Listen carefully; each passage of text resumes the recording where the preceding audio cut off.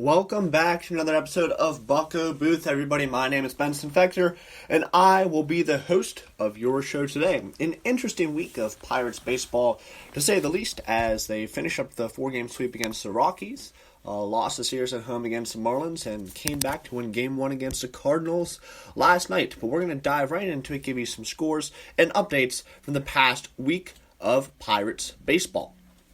So, on Saturday, the Pirates defeated the Rockies by a score of 11-4 to win the series, and on Sunday they completed the sweep.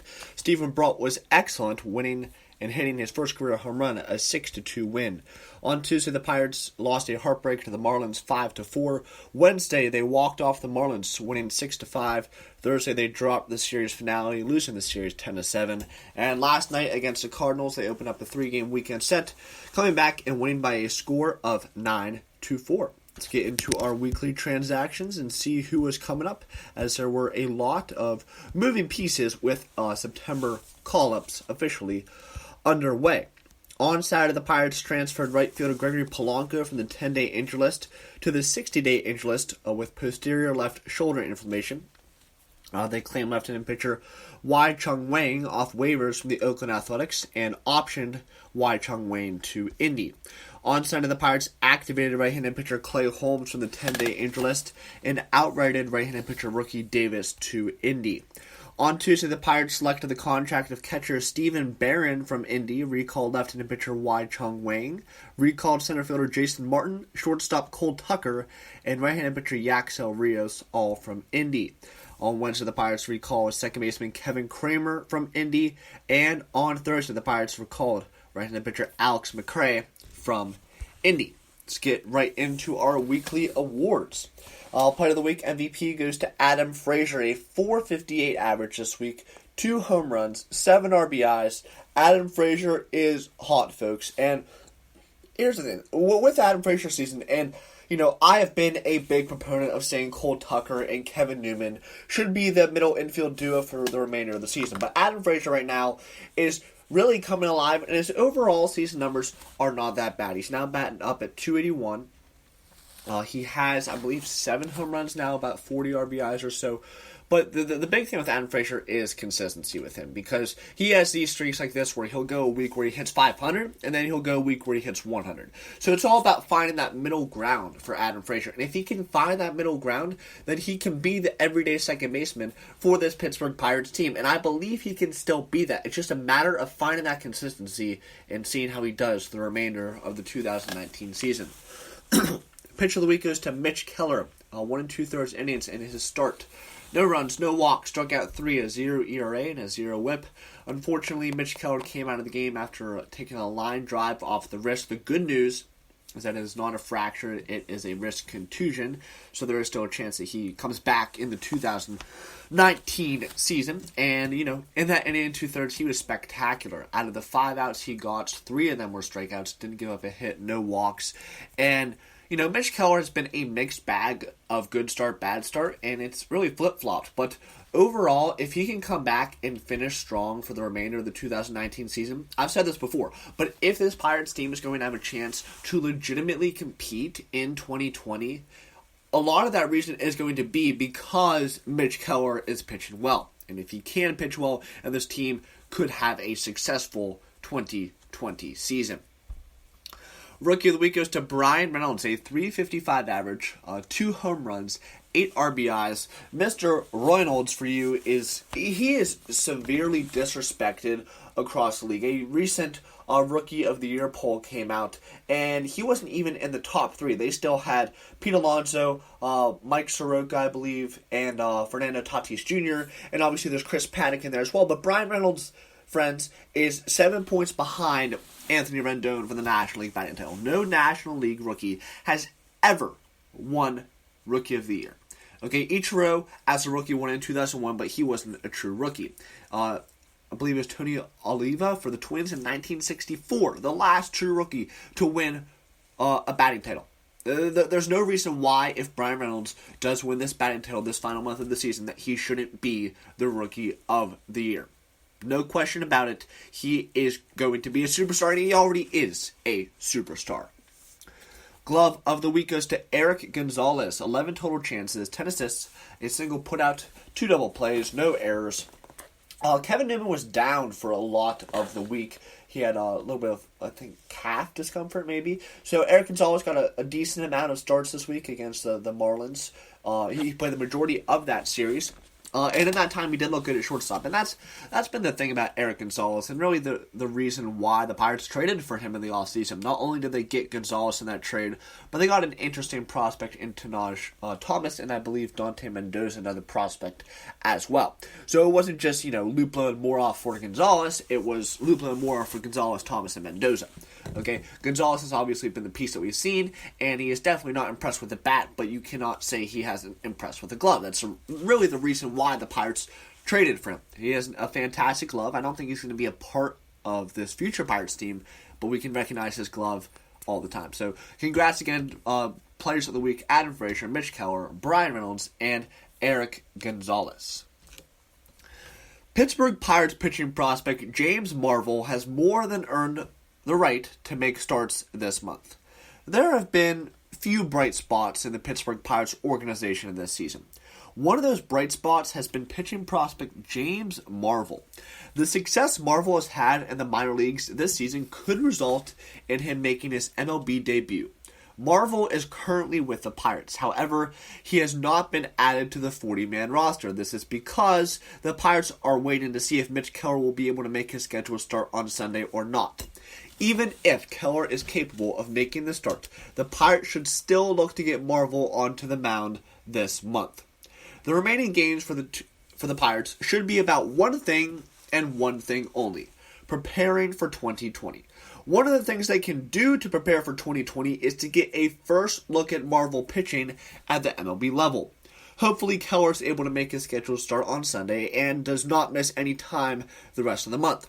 If that happens, then Marvel should be making starts over Dario Agrazal.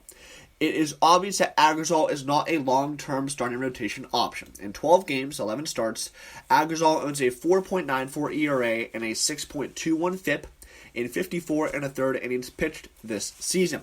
His 10.8% strikeout rate is entirely too low to be successful at the MLB level, and his 1.85 homers per 9 is alarmingly high.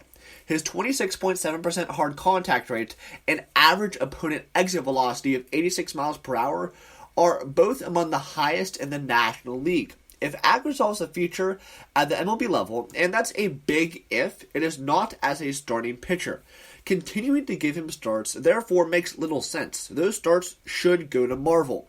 In 28 starts between AA Altoona and AAA Indianapolis this season, Marvel owned a 2.94 ERA and a 3.56 FIP in 162 and a third innings of work. He walked just 7% of batters faced, and his 20.7% strikeout rate was a new career best. He also limited the long ball and home runs at just .55 home runs per 9 rate. The increase in strikeouts for Marvel this season is the biggest reason for optimism, especially since he was able to add strikeouts while keeping his walk and home run rates below league average. The Pirates may have a solid middle or back of the rotation arm in Marvel, and it is time for them to start to find out. There is zero reason for Marvel to not get an opportunity to start this month, regardless if Keller is healthy or not.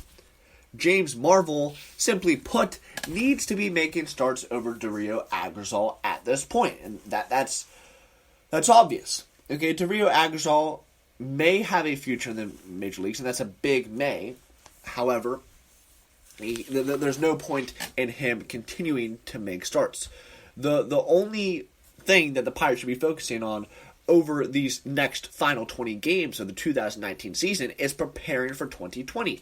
And James Marvel could be a part of the 2020 rotation plans. And then the best way to prepare him for a potential major league role in 2020 is to get him on the mound and get him on the mound as a starter. See what he has at the MLB level, because his minor league numbers are elite, and that's great.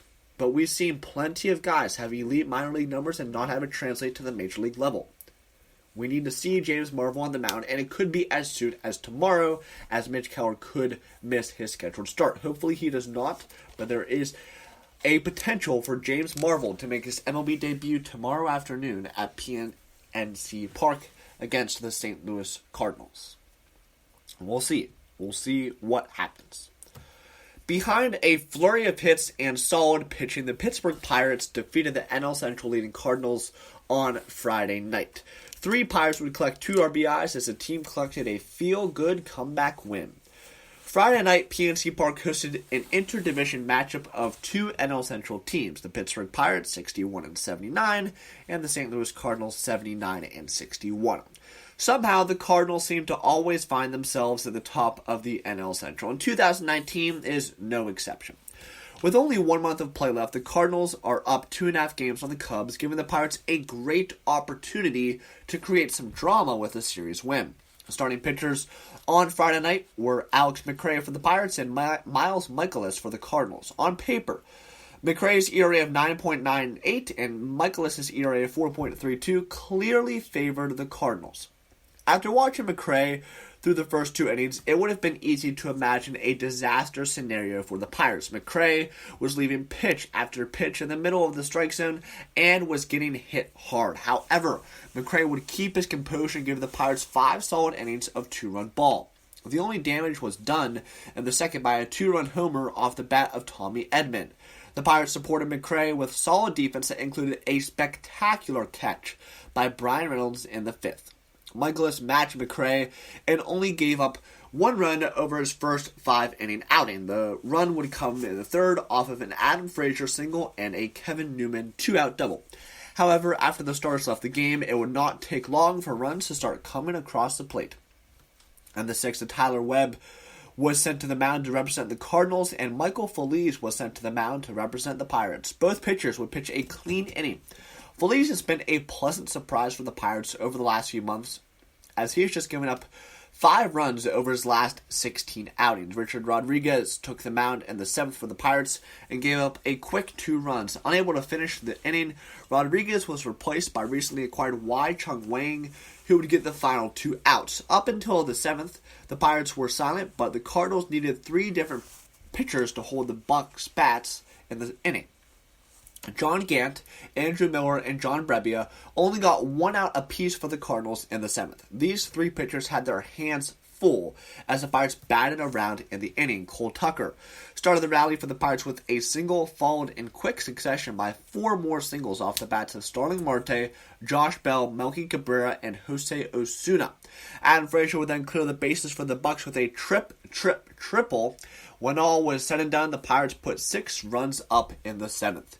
Even though the Pirates did not need any more runs, they tacked on another 2 in the 8th against Mike Myers. Kevin Newman, Brian Reynolds, and Starling Marte all contributed, continuing the trend of the Pirates getting solid run production from the top of their lineup. Unlike the Cardinals' bullpen, Felipe Vasquez locked down the game for the Pirates with 3 strikeouts over 4 outs, and the Pirates won the ball game by a score of 9-4. Overall, this was a great win for the Pirates behind a solid outing from McRae. The win was reminiscent of wins from earlier in the season where the Pirates would defy the odds and pull out a victory. Hopefully, the Pirates can continue to play solid games the rest of September and give fans hope for the 2020 season. Last night reinvigorated my hope for the 2020 season. The Rockies series reinvigorated my hope for the 2020 season. However, the Pirates, they went from the Rockies sweep, which was amazing, a 4-game sweep in Denver where the offense exploded and the pitching pitched well in Denver. It was amazing. But then the Pirates came home and simply put, lost a series to the Marlins at home, the worst team in the National League. Lost a series at home. And on Tuesday night, they blew a lead with 2 outs in the 9th. You see, the Pirates this season have, I wouldn't necessarily say the definition of a roller coaster because, you know, at times in April when we were sitting at 12-6, we were the best team in the National League, obviously atop our division, and really all the way up until, July 23rd, I want to say, the Pirates were right in there, right in contention. The final week of July, we were clearly out of it, and ever since it is been that same stark reality. And it all goes back to the second half collapse that they've experienced. And yes, the ship has